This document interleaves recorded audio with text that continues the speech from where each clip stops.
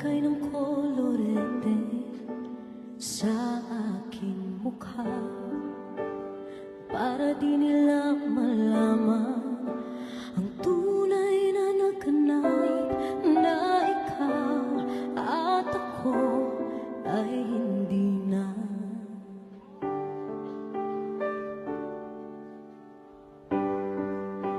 Inisayo pang mga ngiti para di halata.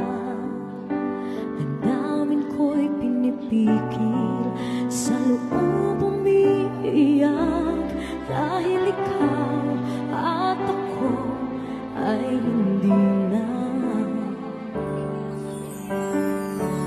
At ang hirap magpapanggap pa ba ako na ako ay masaya, kahit ang totoo ay talagang wala ka na. At kung bukas pagmulat ng aking mata, may mahal ka ng iba, wala na akong magagawa.